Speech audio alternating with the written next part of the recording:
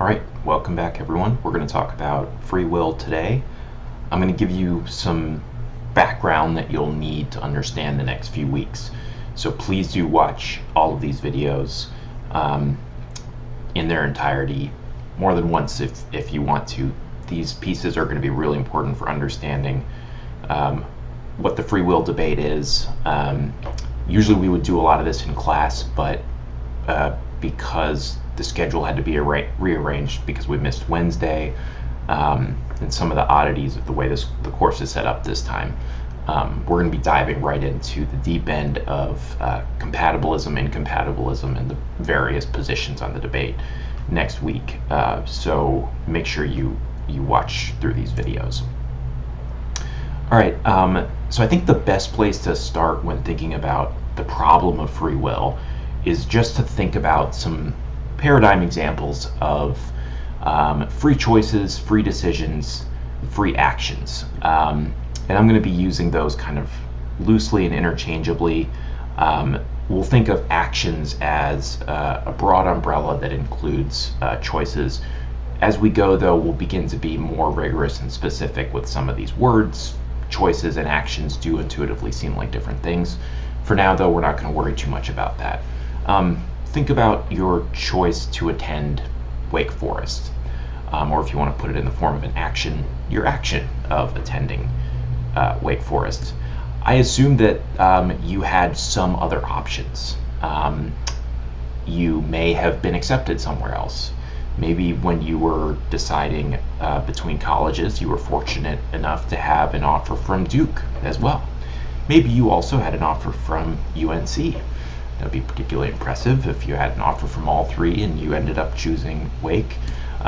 Or maybe you didn't have offers at other places, but you certainly had the option, I'm sure, of taking a gap year and doing something else, and forestalling your choice to go to college, whether that be Wake or somewhere else. That seems like a free choice you made, right? No one forced you to choose to go to Wake Forest. I'm sure there were pressures from your parents in one direction or another, but ultimately I think this is the kind of thing that we think of, the choice of where to go to college, as a important free decision that we make that was really up to us. Or think about something maybe less life-altering, but still perhaps reflective of who you are as a person, your character.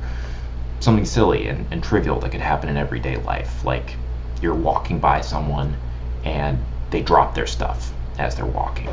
They're clearly carrying a whole bunch of stuff, and they're having trouble managing it, and you see them drop it all, and you are also hurrying quickly to go along to a meeting you have, or a class or something that you really value, that for yourself, you really want to make it to this appointment. You're already a little late, and you're like, oh no, if I stop and help this person, I'm going to feel obligated to then help them get all their stuff to where they're going, because they won't be able to carry it the rest of the way, and I'll be even more late. And you have to make a decision. Should I stop and help them, or should I keep walking, right? If you found some cheesy pictures from like 90s guy, I don't know, the early 2000s guy, if you decide to stop and help the person, or if you don't, either way, that was a free decision you made. At least it feels that way from the inside. It feels as if this was totally up to you, and certainly you weren't coerced one way or the other. So that would be you, I suppose, if you just decided to walk on by with your dog and a different haircut. Okay, whatever. Or something even less like morally charged, as helping another. Just your choice about what to eat for breakfast. All kinds of factors go into simple decisions like what to eat for breakfast or whether to eat breakfast. But at the end of the day, right, if you decided to eat breakfast at the pit, if you're on campus, there's your friend with his big bowl of eggs there giving you your breakfast. If you decided to do that as opposed to not have any breakfast at all, that seems like a free choice of yours. Perhaps not super consequential, but No one was pulling the puppet strings behind the scenes, forcing you to do one thing or the other. Now, so take those as just some kind of, to give you a sense of what we mean by free actions, free decisions. Everyday usage of the term free feels like those apply. If anything's free, those certainly should be. But what about unfree actions? What are some paradigmatic cases of unfree actions? Well, here are a few paradigm cases. Some of these are going to be more controversial than others. I think some people will not have the intuition that, say, the addiction case is a case of lack of freedom.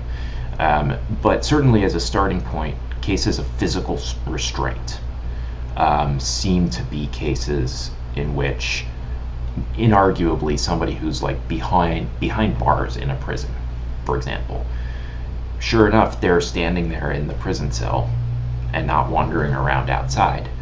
Is it their free choice to stand there in the prison cell? No. Clearly, there's bars. They physically could not leave. It's the point of the cell.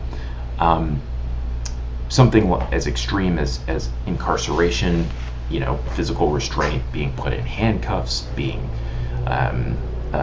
someone physically holding you back from doing something, those are going to count as unfree, clearly.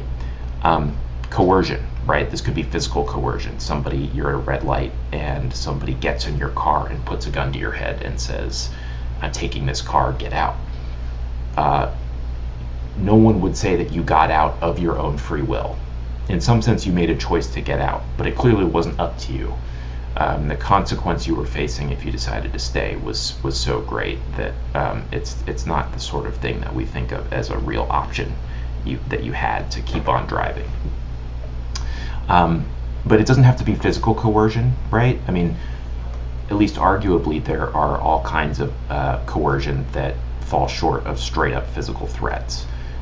Somebody might blackmail you, right, into threatening to release some damaging information about you that may or may not be true if you don't give them what they want.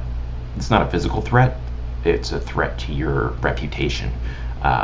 But it certainly feels like, if it's bad enough, it's the sort of thing that if you end up giving them what they want, it falls short of a clear example of your doing something of your own free will. Addiction, right? The drug addict, perhaps at a certain point in his or her development, had a choice to pick up the drug for the first time, but there is a certain point after the addict has gone deeply enough into the addiction that the desire for the drug is so overpowering that there's literally nothing they can do except to follow that desire. They feel as if they're going to die if they don't. At a certain point in the process, they no longer are free. I think that, like, philosophy of addiction probably is going to add some complication here. I mean, we don't want to go too far and say that that drug addicts literally lack any agency, but certainly it falls short of your decision about whether to go to Wake or Duke. Psychological compulsion, somebody who's a kleptomaniac, say, or someone who has OCD. These things, without any stigmatizing of these things, psychological compulsions are causing behavior that is not, at the end of the day, ultimately within the power of the agent to stop. The compulsion is ultimately sort of forcing the agent to do what it wants, whether the agent wants to do it or not.